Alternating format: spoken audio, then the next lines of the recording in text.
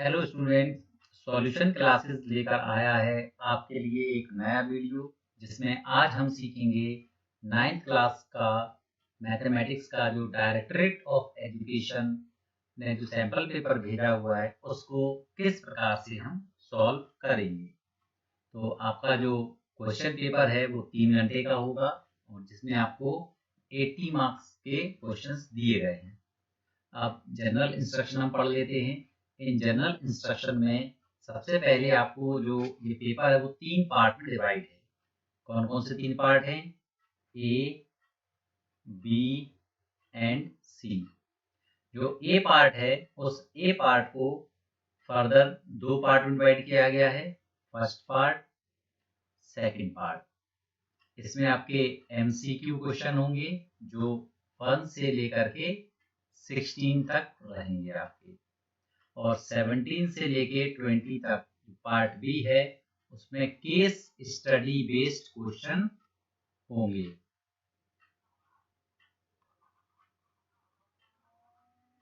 Clear? इसके बाद आपका जो बी पार्ट है उसमें आपके ऑब्जेक्टिव टाइप क्वेश्चन होंगे।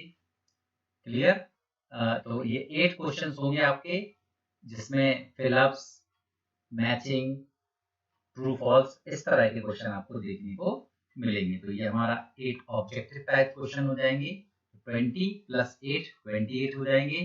इसके बाद जो सेक्शन सी रहेगा इसको भी क्या किया गया है आपके पास 3 पार्ट में डिवाइड किया गया है। ठीक है, इसमें 4 क्वेश्चंस होंगे 2 मार्क्स के, जो कि 8 मार्क्स कंप्लीट कर देंगे। इसके बाद आपके पास जो है वो 4 क्वेश्चंस होंगे 3 मार्क्स के, तो 12 मार्क्स हो जाएंगे आपके। और इसके बाद लास्ट एंड फाइनल जो आपके पास 3 क्वेश्चंस होंगे वो 4 मार्क्स के रहेंगे। इस तरह आपके पास टोटल जो है 12 मार्क्स के ये क्वेश्चन हो जाएंगे। तो टोटल आपका जो पेपर रहेगा 12 एंड 8 20 + 20 40 और 40 मार्क्स के ये क्वेश्चन आपके पास आएंगे। तो इस तरह से आप क्या कर सकते हैं, इन सारे प्रश्नों को हल कर सकते हैं। तो देखिए, एक एक करके हम इन क्वेश्चंस को सॉल्व करना सीखेंगे। कैसे सॉल्व कर सकते हैं, क्या करना है, ये सारी चीजें मैं आपको बता रहा हूँ। तो आज हम लोग केवल पार्ट ए सॉल्व करेंगे, जिसके केवल एमसीक्यू 1 से लेकर जो 16 तक क्वेश्चन है उनको सॉल्व करने की शुरुआत कर आइए देखते हैं कि किस तरह से पेपर आपका आएगा। तो पार्ट ए, और इसमें हमारे पास क्या क्वेश्चन दे रखा है। तो आपको पहला क्वेश्चन दे रखा है कि एक ट्राइंगल एबीसी है और एक ट्राइंगल पीक्यूआर। तो आपको 2 ट्राइंगल यहाँ पर दे रखे हैं। आइए हम लोग 2 ट्राइंगल यहाँ पर बना लेते हैं। तो मान लीजिए आपके पास एक ट्राइंगल ये है और दूसरा ट्राइंगल आपके पास ये है। चलिए, तो इस ट्राइंगल में यदि आप देखें तो क्या क्या चीज है आपके पास, इनके हम नाम दे सकते हैं। तो इन ट्राइंगल्स को नाम दे दिया हमने। चलिए, तो सबसे पहले जो ट्राइंगल्स के नाम हैं वो क्या क्या हैं देखिए। एक पहले वाले ट्राइंगल का नाम है ए, बी एंड सी, और दूसरे ट्राइंगल का नाम देना है पी, क्यू, आर। और अब आपको इसमें दे रखा है कि कौन सा साइड किसके, ए बी साइड जो है, ए बी साइड आपका क्यू आर के इक्वल है, बीसी साइड आपका जो है वो पी आर के इक्वल है, और जो एसी साइड है आपका वो पी क्यू के इक्वल है। क्लियर? अब हमें इसमें लिखना है कि कौन सा ट्राइंगल आपका कॉन्ग्रुएंट होगा। तो आप जब भी आपको कोई भी क्वेश्चन इस तरह से आए, आप चेक करेंगे कि क्या करस्पॉन्डिंग साइड्स इक्वल हैं, या जो संगत भुजाएं हैं वो इक्वल हैं या नहीं है। देखिए यहाँ पर आपके पास पहले साइड क्या है, ए बी। तो आपने ए बी पर यहाँ पर लाइन खींचा, ए बी किसके इक्वल था हमारा, क्यू आर के। तो क्या यहाँ पर भी पहले क्यू आर दे रखा है, इसमें आप देख रहे हैं ए बी और पी क्यू करस्पॉन्डेंस में लिखे हुए, मतलब ये वाला हमारा ट्रू नहीं हो सकता है।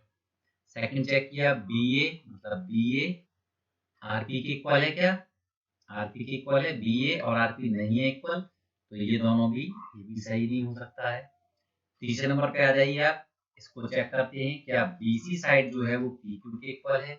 BC साइड क्या PQ के इक्वल है? नहीं है। देखिए आप यहाँ देख रहे हैं तो ये भी नहीं हो सकता है, मतलब हमारा ये वाला ऑप्शन सही है। तो इस क्वेश्चन का जो आंसर रहेगा वो बी ऑप्शन हो जाएगा, triangle CBA congruent to triangle PRQ। Clear. Next question, इसके बाद हमारा सेकंड क्वेश्चन दे रखा है कि a number is irrational if its decimal representation is. तो इन्होंने बोला है कि एक संख्या अपरिमेय होती है यदि उसका दशमलव निरूपण है। तो आप सभी लोग जानते हैं बेटा कि जो रैशनल नंबर्स होते हैं वो हमारे दो प्रकार के होते हैं, ठीक है। एक तो टर्मिनेटिंग हो जाते हैं और दूसरे हो जाते हैं हमारे नॉन टर्मिनेटिंग।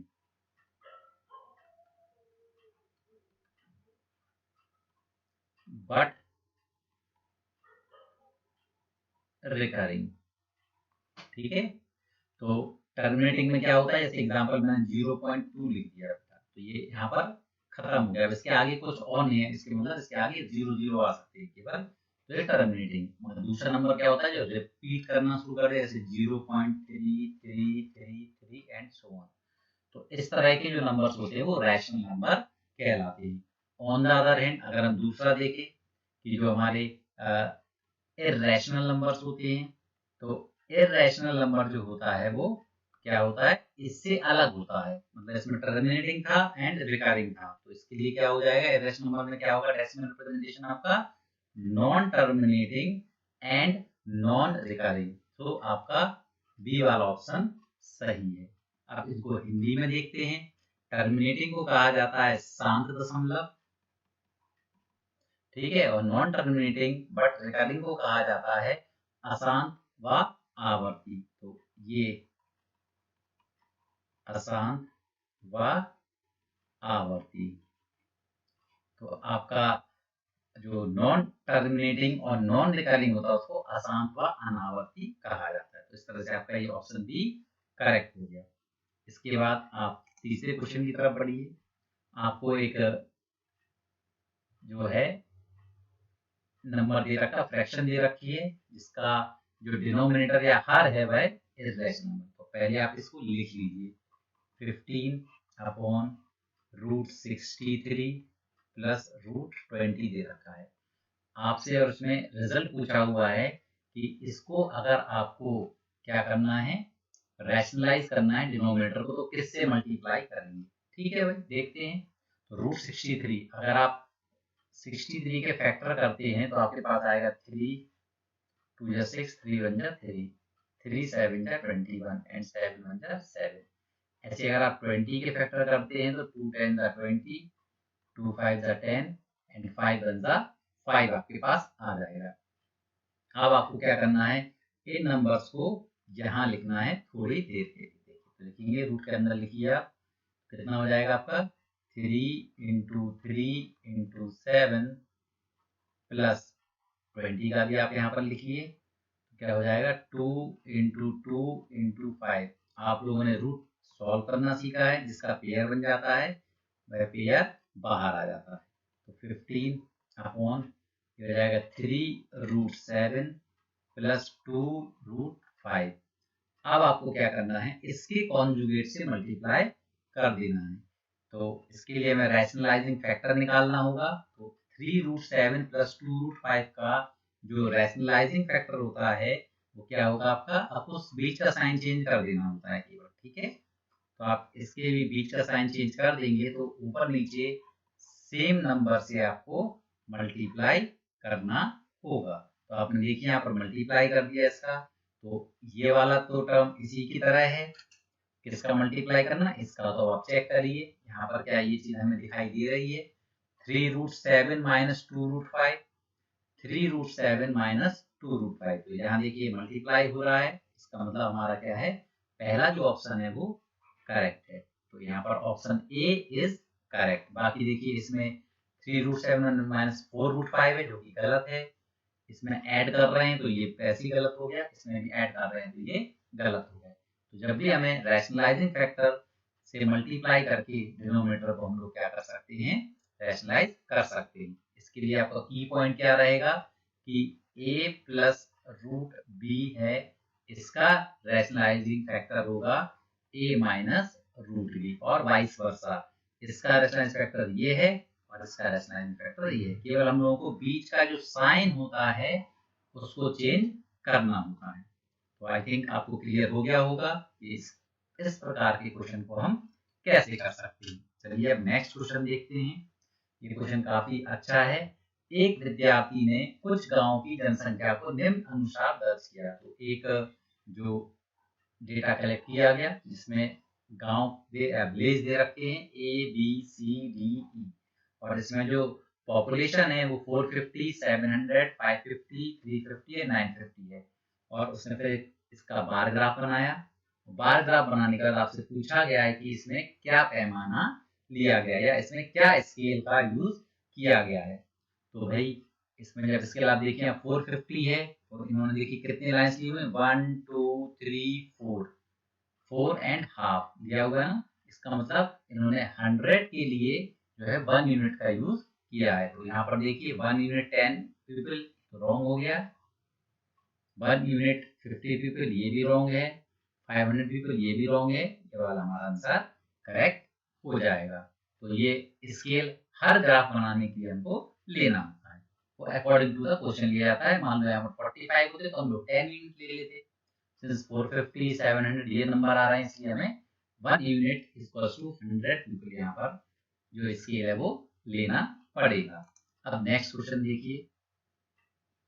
दी गई आकृति में x का मान है, तो हमें इस जो हमें एक पिक्चर या फिगर दे रखा है इसमें x की वैल्यू कैलकुलेट करनी है। तो आप सभी ने पढ़ा हुआ है कि अगर एक पॉइंट के ऊपर कितने भी एंगल्स बने हुए हों उन सबका सम कितना होता है, 360 डिग्री होता है। तो यहाँ पर भी हम यही करेंगे, इन सबका सम कितना कर देंगे, 360 डिग्री यहाँ पर लिख देंगे। तो आप 360 लिख दीजिए। अब देखिए आप यहाँ पर x प्लस एक्स 2x हो जाएगा, 120 प्लस 10 130 हो जाएगा, एंड दिस इज 360 डिग्री।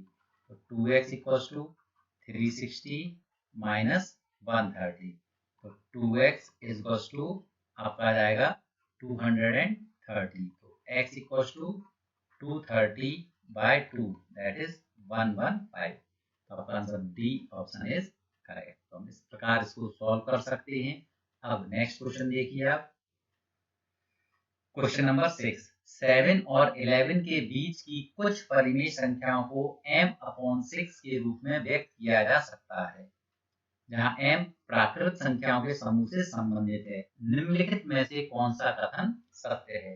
तो क्वेश्चन क्या है, हमारे पास दो नंबर दे रखे हैं, एक 7 दे रखा है और 11 दे रखा है।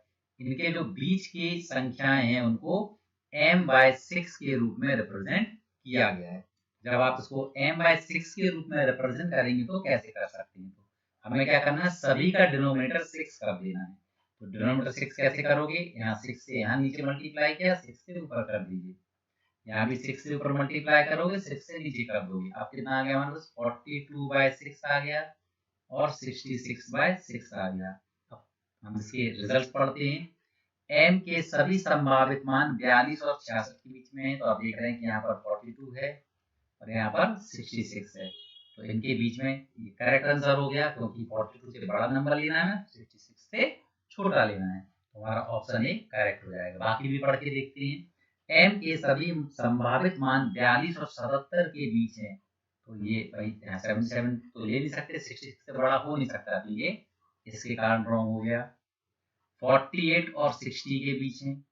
अब दिक्कत क्या है, 43 नंबर भी आएगा, तो ये इसलिए इन दोनों के कारण ये रॉन्ग हो गया, क्योंकि 43 से शुरू करना है, 42 के आगे शुरू करना है और 66 से छोटा लेना है।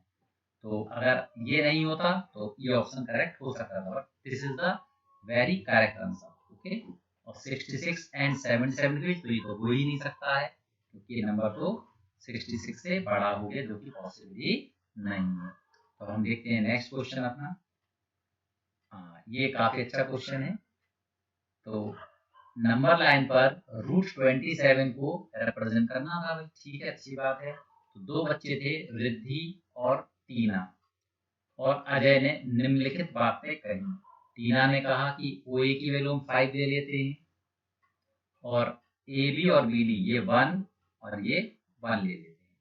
तो जो हमारा OD होगा वो √27 को रिप्रेजेंट करेगा, या OB की वैल्यू √26 है, हमने 1 ले लिया, तो ये जो होगा वो OD √27 ही बनेगा।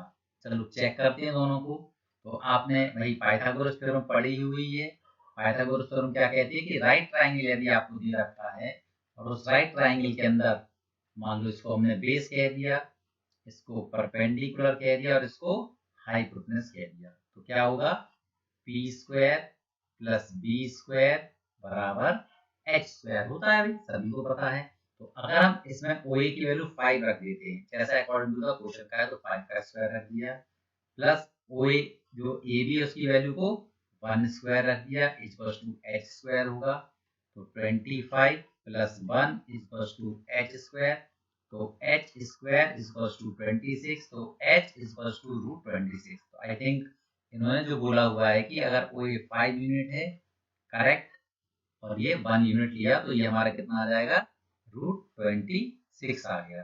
तो OB की वैल्यू हमारे पास √26 आ गई। अब अगर हम इसमें ये वाला, तो this is also right angle triangle, तो √26 में 1 ऐड करेंगे तो √27 हमारे पास आ जाएगा। कैसे करेंगे, वही पाइथागोरस थ्योरम हमें लगानी है। फिर से P जो है, P की वैल्यू 1 का स्क्वायर ले लेना है, और B की वैल्यू में कितना ले लेना है, √26 का स्क्वायर। तो ये भी h² के इक्वल होगा, तो 1 + 26 = h², तो h² 27, this implies that h √27। ये वाला हमारा कितना हो जाएगा, √27 हो जाएगा। तो आप देख रहे हैं कि हमने यहाँ पर क्या किया हुआ है, दोनों के आंसर को चेक करते हैं। चलिए, टीना ने कहा वो ये 5 ले लीजिए, ठीक है भाई, ले लिया हमने 5, और इसको 1 ले लेंगे, √26 बना, फिर उसके बाद फिर 1 लिया तो √27।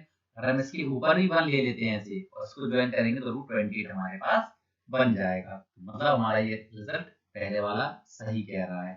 दूसरा OB 26 हो जाएगा रूट का, ये भी करेक्ट है, ये √26 हुआ है और ये भी 1, तो इसका मतलब दोनों ही क्या कर रहे हैं, सही बोल रहे हैं। तो हमारा ये 7th क्वेश्चन हो गया।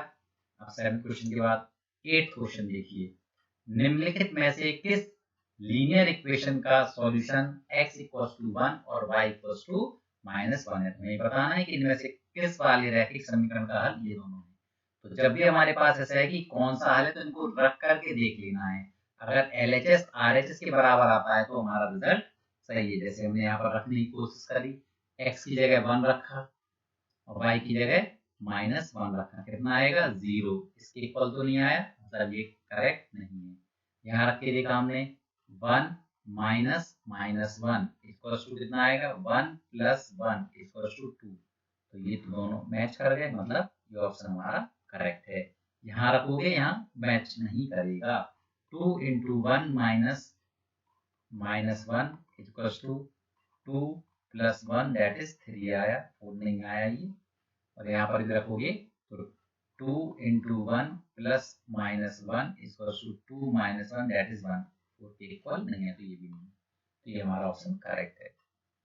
इसी में एक और में क्वेश्चन दे रखा है कि रैखिक समीकरण में y का गुणांक है, इसमें हमें y का गुणांक पता करना है। तो हम क्या करेंगे, पहले इसको लोएस्ट फॉर्म में चेंज करेंगे।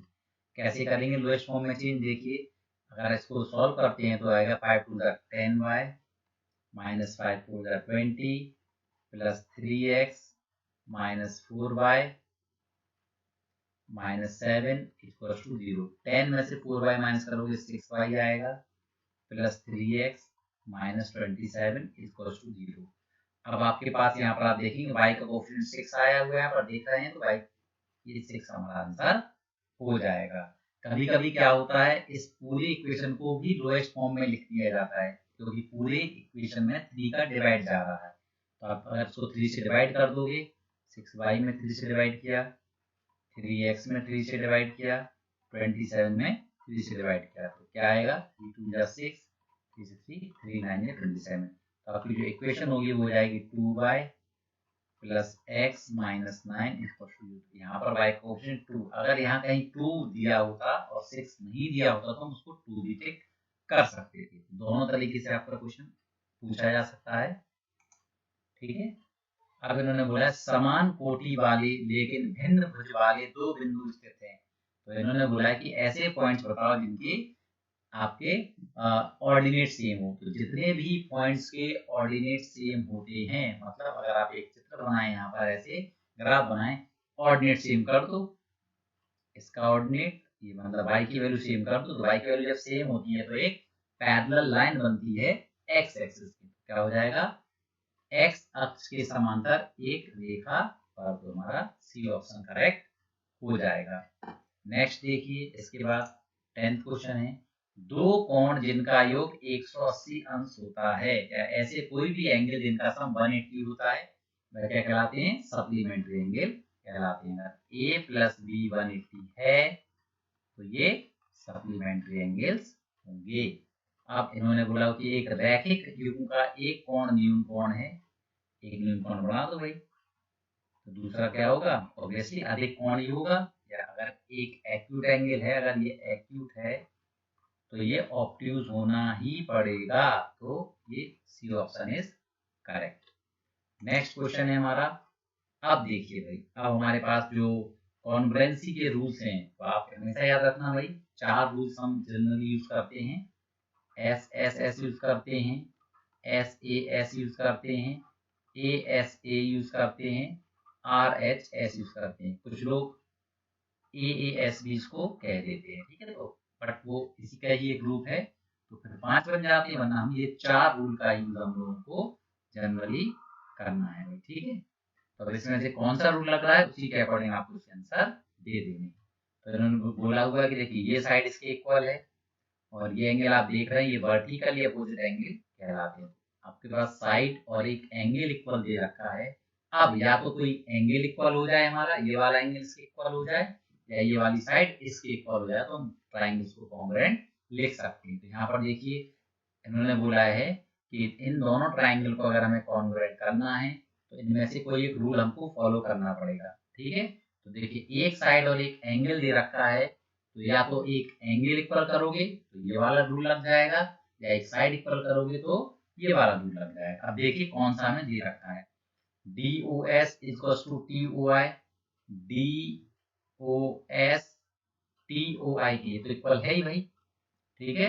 व्हाट एडिशनल इंफॉर्मेशन रिक्वायर्ड, तो ये तो पहले से इक्वल है, तो इसके लिए हमें जरूरत नहीं है इंफॉर्मेशन की, बिकॉज वर्टिकल अपोजिट एंगल सारे इक्वल, तो इसका तो यूज करेंगे नहीं। OTI मतलब ये वाला एंगल अगर ODI इसके इक्वल हो जाए, ये इन्फॉर्मेशन गलत है, क्योंकि हमें एंगल साइड एंगल के लिए ये वाला एंगल चाहिए था, तब ये बनता, तो ये दूसरा वाला भी रॉन्ग हो गया। TO इक्वल्स टू S, ये वाली साइड इसके इक्वल हो गया, देखो कितना आसान हो गया, साइड एंगल साइड से दोनों ट्रायंगल, तो this B is option is correct our, okay. अगर ये इन्फॉर्मेशन हमारे पास हो तो हम दोनों ट्रायंगल कॉन्ग्रुएंट लिख सकते हैं। TOI को SOD के कॉन्ग्रुएंट लिखा जा सकता है, ठीक है। या आप यहां से देख लेते कि TO SO के बराबर होना चाहिए, ठीक है। तो काफी आसान है ये, देखिए आप इसी तरह से करेंगे। नेक्स्ट क्वेश्चन है, अगर आपको XYZ और STU किस नियम से सर्वांग है, किस रूल से कॉन्ग्रुएंट, देखिए बेटा ये 5 है, इसमें कहीं 5 नहीं दे रखा है, बस एंगल 90 के दे रखी है। पाइथागोरस थ्योरम अप्लाई करोगे तो ये 12 है, ये 5 है, तो आप क्या करोगे, h स्क्वायर इक्वल्स टू, यहाँ पर अगर आप इस h को निकालो तो क्या हो जाएगा, 12 का स्क्वायर प्लस 5 का स्क्वायर, 144 प्लस 25, 169 आपका यहाँ पर हो गया। तो h की वैल्यू हो जाएगी √169, दैट इज 13, तो यहाँ पर 13 आ जाएगा। ऐसे देखिए 13, 12 और 5, तो ये 12, 13, तो ये भी 5 आ जाएगा। तो आप इसको आप किसी भी रूल से कर सकते हो, SSS लगा दीजिए, साइड से ट्रायंगल कॉन्ग्रुएंट, ये भी सही है, RHS लगा दीजिए, चाहे SS लगा दीजिए, सारे रूल से, मतलब इसका आंसर, करेक्ट आंसर क्या है, ये वाला है, तो प्रयुक्त सभी, ठीक है। नेक्स्ट क्वेश्चन है हमारा, देखिए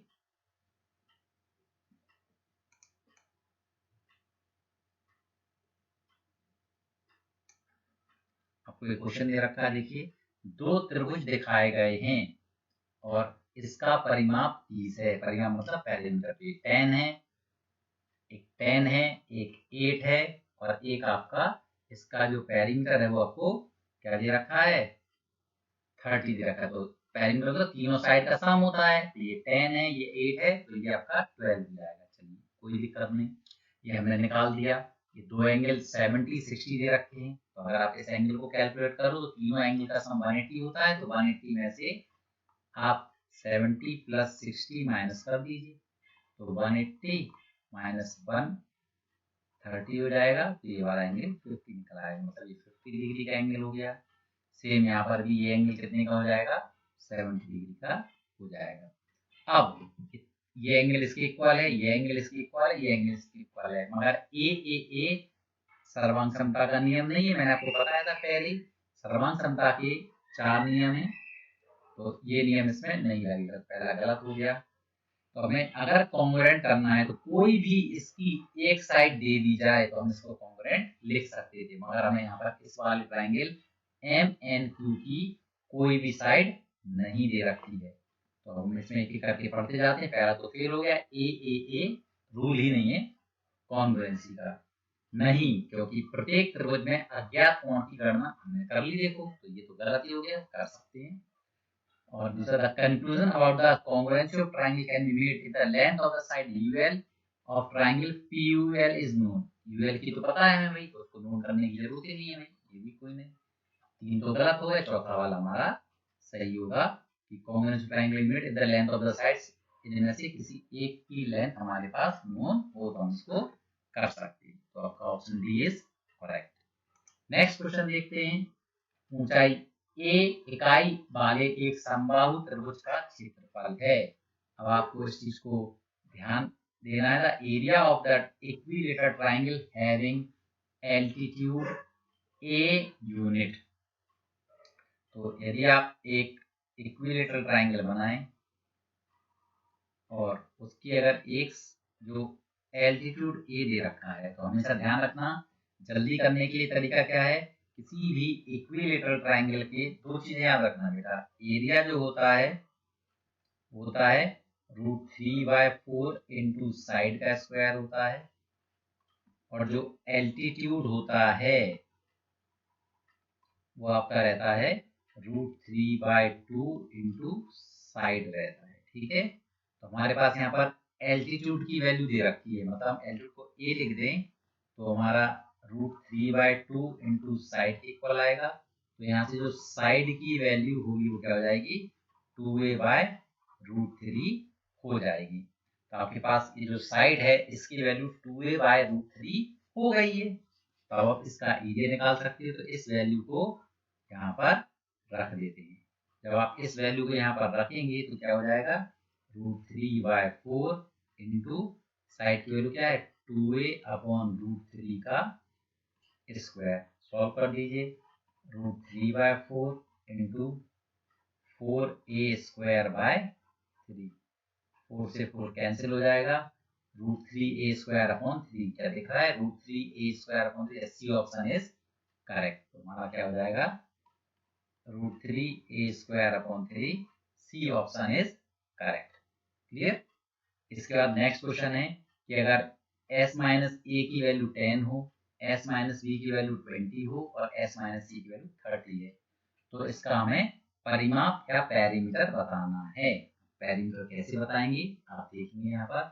सबसे पहले अगर आप इन तीनों को ऐड कर देते हो तो ऐड करने पर आपके पास क्या आएगा, देखिए तीनों को ऐड किया हमने, s minus a plus s minus b plus s minus c equals to 10 plus 20 plus 30। तो ये आपके पास कितना हो जाएगा, 3s minus a minus b minus c equals to 30 plus 20 50 plus 10 60 हो गया। ठीक है, अब आप हो गया minus a plus b plus c आपके पास यहाँ पर आ जाएगा 60। अब क्या करेंगे, देखिए ए प्लस बी प्लस सी क्या होता है हमारा, इसका जो 2s के इक्वल होता है, ठीक है। तो 3s minus 2s equal to 60। तो s की वैल्यू हमारे पास आ जाएगी 60। अब हमें s क्या होता है, सेमी पैरीमीटर, मतलब इसका डबल करोगे तो पैरीमीटर आपका आ जाएगा। 60 का डबल इज 120, तो option D is correct. Next question देखिए, 14 क्वेश्चन। 15, 20 और 25 सेंटीमीटर इसका सेमी पैरीमीटर, सेमी पैरीमीटर मतलब एस बताना है। एस का फॉर्मूला हम सभी को आता है भाई, कि a plus B plus C by 2 is the S. तो 15 प्लस 20 प्लस 25 अपॉन 2, तो आपके पास 40 plus 20 60 upon 2 that is 30 centimetre. तो option C is correct. Now we come to the next question. Next question में आपको, यदि जो आपको एक एक्सप्रेशन दे रखा है, इसमें -8√2 जुड़ा, तो हमें एक ऐसा नंबर मिल रहा है, परिमेय संख्या या रैशनल नंबर मिल रहा है। तो k की वैल्यू बताइए, हमसे पूछा गया, ठीक है, करके देखते हैं। उन्होंने कि 2√k - 1 plus √8 minus 8√2 equals to, इन्होंने बोला है परिमेय संख्या कहा है, ठीक है, या रैशनल नंबर कह रहे हैं, ठीक है। तो इसका अब इसको सॉल्व करके देखते हैं क्या रिजल्ट आता है। 2√k - 2 प्लस 8 के अगर फैक्टर करोगे तो आपके क्या फैक्टर आएंगे, 2 2 द 4 2 द 8, और यहाँ पर 8√2 है, इक्वल्स टू लगाते चले जाइए यहाँ पर। तो 2√k - 2 प्लस ये क्या हो जाएगा, 2√2 हो जाएगा, माइनस 8√2 हो जाएगा, इक्वल्स टू रैशनल नंबर चाहिए, ठीक है। तो अब देखिए इसके आगे करते हैं हम लोग, क्या होगा, इक्वल्स टू, ये 2√2 है, ये 8√2 है, तो ये सेम में रूट वाले पार्ट सेम है, तो ये माइनस हो जाएंगे। क्या आ जाएगा हमारे पास, देखिए 2√k as it is, -2 as it is, और ये आ जाएगा माइनस का 6√2 इक्वल्स टू रैशनल नंबर चाहिए। तो आप देख रहे हैं कि यहाँ पर ये तो रैशनल है और ये दोनों इरेशनल पार्ट हैं। अगर ये रैशनल बनना है तो इसका मतलब इन दोनों की वैल्यू टोटल 0 की, that is this implies that 2√k - 6√2 equals to 0, that is 2√k equals to 6√2, तो √k equals to 6√2 by 2, that is 2 3 ज़ा 6। तब आप यहाँ पर देखेंगे कि √k की वैल्यू जो है हमारे पास आ रही है 3√2। स्क्वायरिंग बोथ साइड करोगे तो √k का स्क्वायर इक्वल्स टू 3√2 का होल स्क्वायर, 3 9 2 ज़ा 18, दैट इज इस जो k की वैल्यू होनी चाहिए हमारे पास, वो कितनी होनी चाहिए, 18 होनी चाहिए। तो हमारे पास जो ऑप्शन है वो क्या है, C option is correct. Now next question, question number 16। इसमें भी आपके पास एक हिस्टोग्राम गिवन है और इसमें विजिटर्स पूछे हैं कि इस तरह से आए हुए, मतलब अगर आप देखें पहले दिन, अगर हम यहाँ पर नंबर लिख दें 40 50 60 70 80 90 110 130, तो अगर आप देखो यहाँ पर कि पहले म्यूजियम में 80 से 90 विजिटर्स आए 12 डेज में। 12 डेज कौन सा है हमारा, ये है 10 के बाद 11 12, तो कितने हैं 70 to 80 है ना, 80 to 90 तो नहीं है, मतलब ये रॉन्ग है। फिर बोला है 5 डेज के लिए 60 to 70 है, 5 डेज ये है हमारा, यस, ये देखो 60 to 70 वाला पार्ट आ रहा है ना, मतलब हमारा ये आंसर करेक्ट है। तीसरा है 6 डेज के लिए 120 से 140, 6 डेज ये 5 था, ठीक है, 6 ये हो गया, तो इसमें 120 से 130 आए हैं, इसमें 120 से 140 लिखा है, तो ये रॉन्ग हो गया। ऐसे इसको चेक करेंगे, 26 डेज, 26 सबसे ऊपर है, कितने आए 100 से 110, यहाँ पर 100 से 120 दे रखा है, इसलिए ये भी गलत हो गया। तो आई होप स्टूडेंट्स आपको ये सब समझ आ गया होगा। हमें ये सारे क्वेश्चंस इसी तरह से करने हैं, तो आप इसकी प्रैक्टिस करिए और अपने एग्जामिनेशन के लिए प्रिपेयर करिए। यदि आपको ये वीडियो पसंद आया हो तो प्लीज़ लाइक, शेयर, सब्सक्राइब जरूर करें। Thank you.